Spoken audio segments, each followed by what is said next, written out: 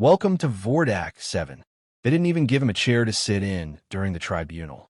Captain Alex Rains stood in the center of a sterile hexagonal chamber, surrounded by 12 species who'd never set foot on Earth, but felt perfectly qualified to judge a human's behavior. The lead arbiter, a translucent jellyfish in a floating nutrient tank, rippled its pseudopods as it spoke. Captain Rains of Earth, for violations of interspecies protocol, assault on a diplomatic representative, and repeated failure to suppress your violent instincts. You are hereby exiled to Vordak 7. Gasps echoed through the chamber. Rains raised an eyebrow. He didn't flinch, just scratched his jaw and said, "Never heard of it. Do I get to bring a lunch?"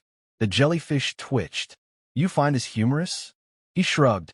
"I've been shot at, stabbed, and eaten alive by a sandworm on Mars. Kinda hard to take this seriously." That's how it ended. No appeal, no delay, no second chance. 30 minutes later, Rains was strapped into a drop pod, hurtling toward the surface of a planet that didn't appear on any standard star chart. The descent was rougher than it had any right to be. Rains gripped the crash bar as the pod screeched through the atmosphere, the hull rattling like a steel can full of angry hornets. "Nice," he muttered as sparks sprayed from a ruptured console. "They gave me the discount model." The pod smashed into the ground with a bone-jarring thud, carving a trench through black soil and steaming undergrowth. The door popped open with a hiss of scorched air. Rains climbed out into hell. The sky was green. Not just green, sickly, glowing green, with flashes of violet lightning tearing across distant clouds. The trees looked like obsidian spears twisted by rage, their trunks pulsing faintly. Somewhere not far off, something screamed. Not in pain, in hunger. Rains squinted. "Neat. It has ambience." The pod storage unit was mostly wrecked, but he salvaged a few essentials. A flint striker, an old canteen, a carbon fiber multi-tool, and a compact distress beacon that was blinking in error code. No signal. Figures. He stepped out with nothing but his instincts and whatever passed for gravity here, which was heavier than Earth, but not enough to slow him down. He could feel the sweat already building. He walked maybe 50 feet before something charged him. It was fast, low to the ground, scaled, with 3 eyes and a mouth full of bone hooks. Rains didn't blink. He sidestepped, spun, and rammed the multi-tool into its eye socket with a wet crunch. It screamed and thrashed. He rode it down, twisted, and broke its neck with a grunt. Panting, he stood over the body and said, "Welcome party. You guys really go all out." By nightfall, he'd gutted the thing, skinned a section for cordage, and used its bones to craft steaks. The crash site became a crude, defensive ring, lined with jagged spears and smeared with blood as a warning. He built a fire from shredded pod insulation and resin from a nearby plant that reacted to sparks like kerosene. As flames crackled, he sat on a makeshift bench of petrified wood and opened his audio log. Day 1. Rains Alex. Banished by a bunch of glow-in-the-dark space jellyfish to a planet no one dares map. Vordak 7. Conditions: unstable terrain, predatory fauna, no potable water, hostile flora. Kinda reminds me of Fort Bragg in July. He took a long swig from his canteen and stared into the fire. His voice dropped lower. "Honestly, this place is trying to kill me. But they made a mistake thinking that's new. I'm from Earth. We're forged in hurricanes, wildfires, riots, and rush hour. This planet thinks it's a death world. Cute." A low rumble passed under his boots. At first, he thought it was thunder, but then the ground trembled subtly. Something big was moving. Not far. He froze. Didn't look back. Just spoke softly into the recorder. "Correction. Something's watching me." Then a shadow stretched from the tree line.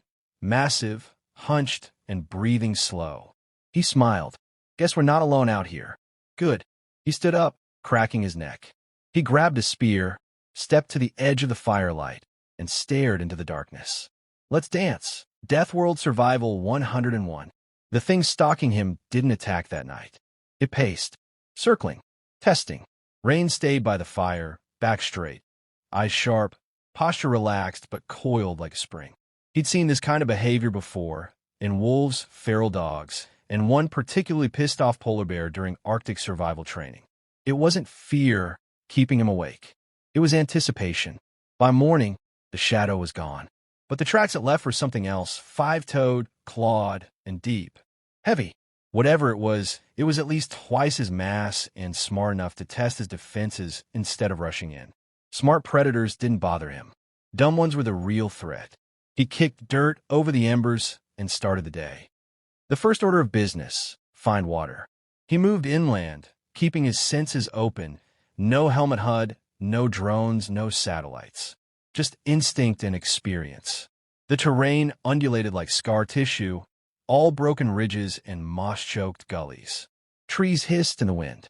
Every plant looked like it wanted to stab him, drug him, or strangle him in his sleep. Eventually, he found a thick vine oozing clear fluid. He sniffed, dabbed a bit on his lip, waited. No burn. He sipped. Tasted like copper and regret, but it didn't kill him. Good enough. He filled his canteen and marked the spot with a pile of stones. Later that day, he stumbled onto what looked like a fossilized skeleton, 20 feet long, barbed tail, jaws like a bear trap. Whatever had killed this thing had taken its head clean off. Great, he muttered, pacing around the bones. There's something bigger out here. He cracked a bone free from the carcass, sharpened it against a rock, and lashed it to a pole. Instant spear. You don't survive Deathworlds by thinking pretty thoughts. You survive by becoming meaner than the things trying to eat you. By nightfall, he had a perimeter of spiked traps and a fire going again. He sat down and activated his audio log. Day 2. Terrain's a mess.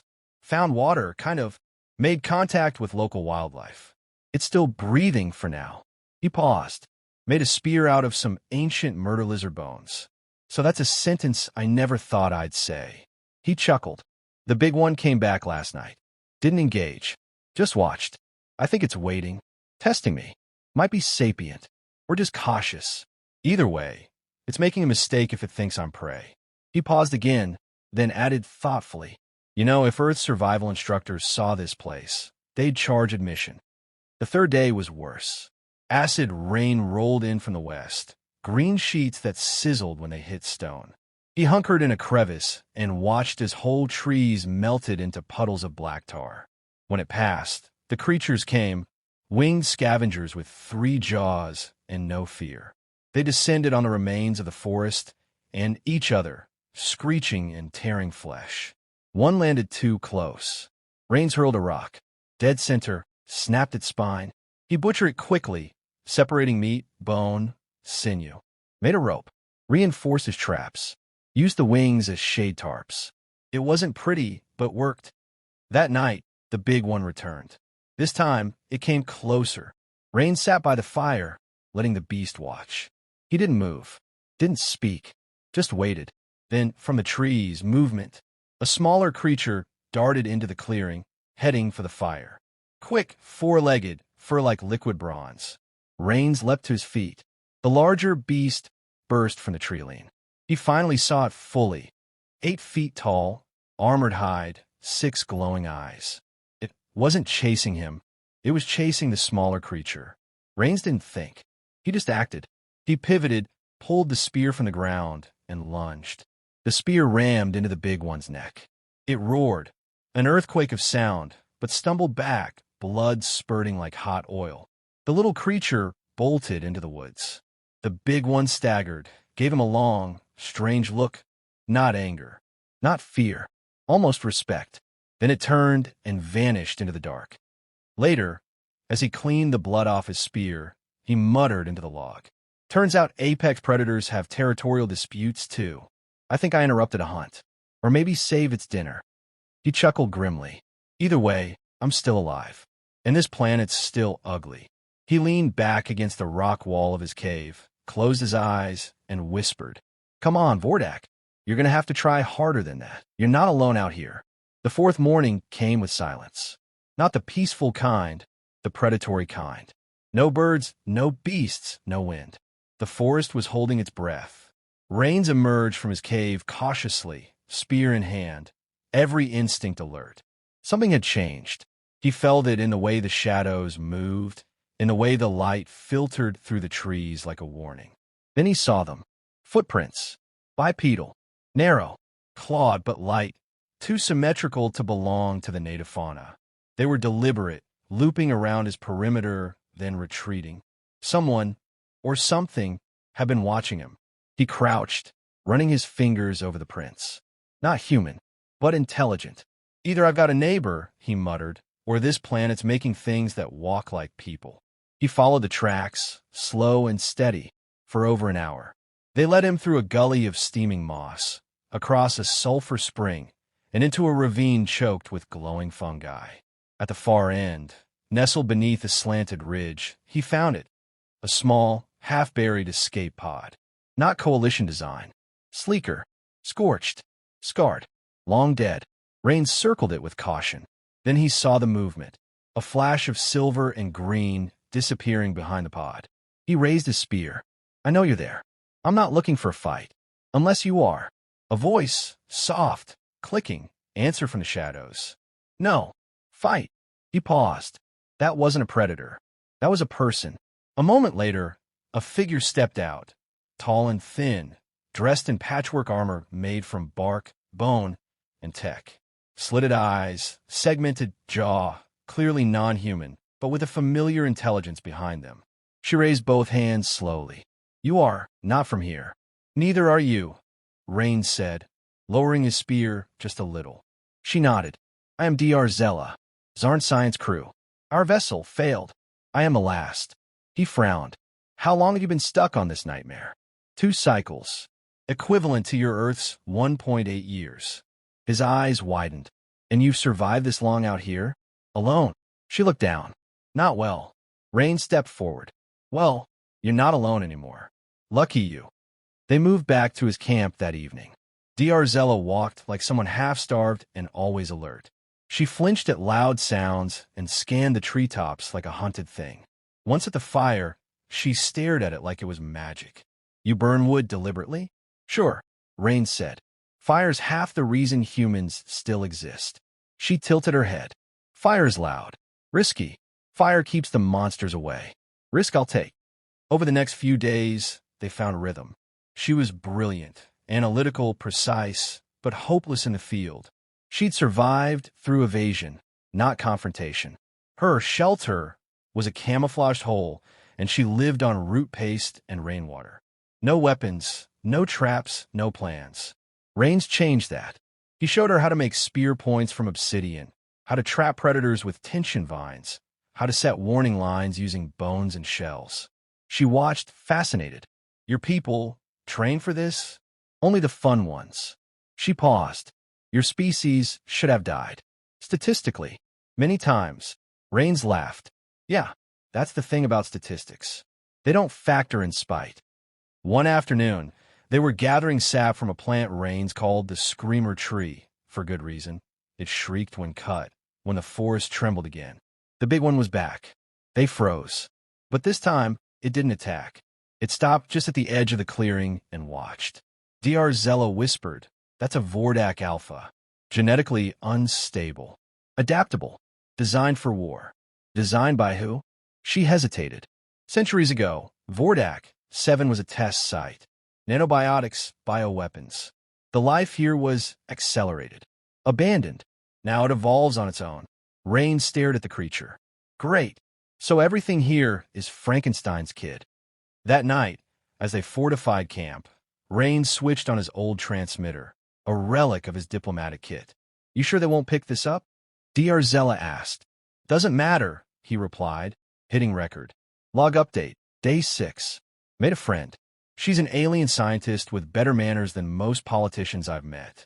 Still not dead. That makes me king of this mudball until further notice. He looked at her. She gave a small nod. Also, he added, starting to think this planet was never meant to kill me. It was meant to train me. Tuesdays, just getting started. They came at dawn. The warning was subtle, a flicker in the sky, a streak of unnatural light cutting across the green-gray horizon. Dr. Zella noticed first. Drop pods. Coalition tech. Rains didn't flinch. He just stood from the campfire, tightened the cord on his spear, and muttered, Guess they didn't like my broadcasts. Over the last few days, Rain's survival logs, meant for laughs and sanity, had found a signal bounce. Coalition black channels. Word had spread, not just about a human surviving the infamous death world of Vordak 7, but thriving, building, teaching, and worst of all, broadcasting. The kind of publicity the Coalition's elite didn't like. Now, they were sending cleaners. The first pod hit 5 kilometers west, then another to the east. Rains watched the dispersal pattern with a practiced eye. 5-man team, he muttered. Perimeter recon. Flush and burn up. DR Zella stared. They'll wipe the site. And us. Rains cracked a grin. They could try. They had 2 hours. Maybe less. Rains moved fast. Traps were reset, sharpened, multiplied. He'd been preparing for this, even if he didn't admit it. The terrain was his ally now. Jagged gulches, predator dens, volatile flora. DR Zella handled the tech. She hacked the old escape pod systems and rerouted its defunct beacon to amplify their signal. We go live in 5, she said, sweat beading on her skin. This will hit open Coalition feeds. No censorship. Good, Rain said. Let him see what a banished barbarian looks like when he's had coffee and bad intentions.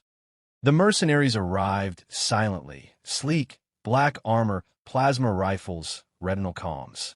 They fanned out like they owned the place. Then the forest exploded. One stepped on a false vine and was launched into the canopy by a spring-loaded branch. Another tripped a scent lure and was buried alive beneath stampeding insect beasts. By the time the first screamed into comms, they'd lost half their squad. The last 3 regrouped, only to find themselves flanked. Rains dropped in from above, spear first. He landed hard, rolling to absorb impact, then drove his shoulder into the squad leader's chest. Armor cracked. The man went down. A second merc tried to flank, but DR Zella, armed with a scavenged sonic pistol and absolutely no fear, fired point-blank into his helmet. The third raised his rifle and hesitated. I'll watch your logs, he said through the voice filter. This is insane. Rains grinned, bloody and wild. You have no idea. Then he knocked the rifle away and dropped him with a clean elbow to the throat. When it was over, they dragged the mercs into the camp and stripped their gear. DR Zella sat beside the fire, breathing hard. They'll send more. Yeah, Rain said, checking his bruised knuckles. And we'll handle those, too. She looked at him carefully. You're not just surviving. You're building something. A system. A resistance. He shrugged. I'm just showing people what humans do when you throw us in the trash. That night, the stars burned bright. The signal was live. Coalition feeds flooded with unfiltered video. Ambushes, tech hacks, survival strategies. A human and an alien laughing in a jungle of monsters. It was raw. It was real. It was everything the High Councils wanted hidden. Thousands tuned in. Then millions. And then, Earth responded. 3 days later, a diplomatic cruiser arrived in orbit. Not a warship, just a white flag Coalition envoy, blinking lights of surrender. They hailed the surface with carefully chosen words. Captain Rains, you are hereby offered full pardon, reinstatement, and compensation for wrongful exile, pending a formal review. Rains stood by the campfire, arms crossed, watching the shuttle land nearby. He didn't move. Pardon, he muttered. Cute. The shuttle door opened. A nervous Thalkar delegate stepped out, different from the one he'd punched, but just as slimy. Rains didn't step forward. You're here to clean up a mistake, he said. Not because you care, because too many people saw what I did. The delegate stammered. We acknowledge the error. He held up a hand. You want me back in the club? Fine, but I don't come alone. He turned to DR Zella, who stood tall beside him. Her too. Full clearance. Full protection. The delegate hesitated. Rains took one step forward. Or I keep broadcasting. Every single day. A long silence. Then the delegate nodded. As the shuttle prepared for liftoff, Rains took one last look at the wild, hostile jungle of Vordak 7. The trees hissed.